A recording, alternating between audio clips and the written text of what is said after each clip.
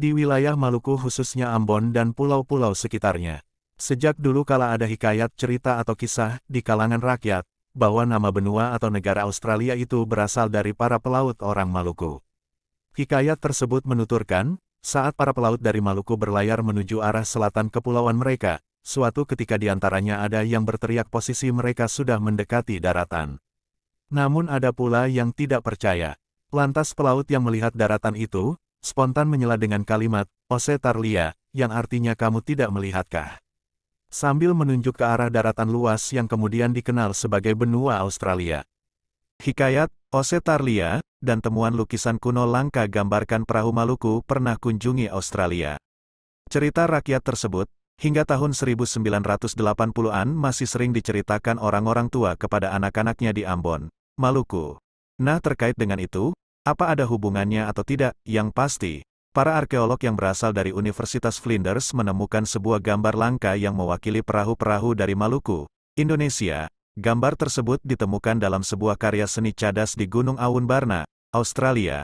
Temuan ini bisa menjadi salah satu bukti arkeologi pertama yang menunjukkan adanya kunjungan dari wilayah Asia Tenggara, khususnya dari tempat-tempat selain Makassar di Sulawesi Selatan.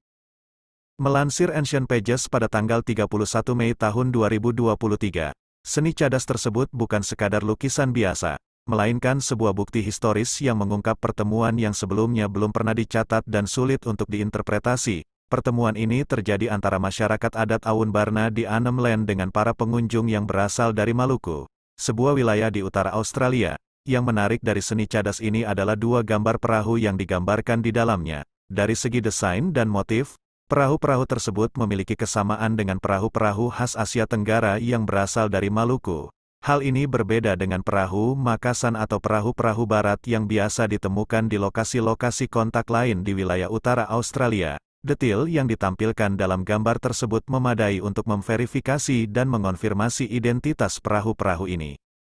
Selain dari bentuk fisik perahu, ada fitur-fitur khas yang membedakannya, termasuk bendera berbentuk segitiga, panji-panji, dan juga hiasan pada bagian haluan perahu yang menunjukkan status pertahanan atau bela diri mereka.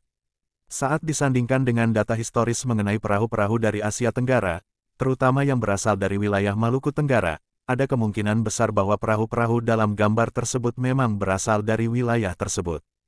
Mungkin interaksi antar suku, penggambaran perahu-perahu Maluku dalam seni cadas yang ditemukan di Awun Barna menimbulkan spekulasi menarik, yakni orang-orang aborigin mungkin telah bertemu dengan perahu-perahu semacam itu saat melakukan perjalanan ke utara, dengan asumsi bahwa mereka kemudian memutuskan untuk serius melukis pengalaman tersebut dalam bentuk seni cadas setelah kembali ke tempat tinggal mereka. Ini menunjukkan adanya interaksi atau setidaknya kesadaran akan kehadiran perahu-perahu tersebut. Hasil penelitian yang diungkapkan dalam jurnal Histori Arkeologi menunjukkan bahwa detail dan teknik penggambaran perahu dalam seni cadas tersebut menunjukkan pengetahuan yang mendalam. Hal ini menunjukkan bahwa orang-orang aborigin mungkin telah menghabiskan waktu yang cukup lama mengamati perahu-perahu ini dari dekat, atau bahkan memiliki pengalaman langsung berada di dalam perahu semacam itu. Perahu-perahu Maluku, yang seringkali dikenal sebagai kerajinan tempur, dikaitkan dengan berbagai kegiatan seperti perdagangan, penangkapan ikan, eksploitasi sumber daya, dan bahkan perburuan kepala atau perbudakan.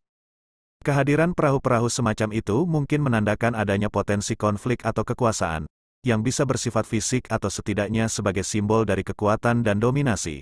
Namun, detail spesifik mengenai bagaimana dan kapan pertemuan antara seniman aborigin di Ambur Barna dan perahu-perahu Maluku terjadi, masih belum terungkap sepenuhnya. Para peneliti menyatakan bahwa untuk memahami konteks yang lebih luas dari interaksi ini, diperlukan penelitian lebih mendalam.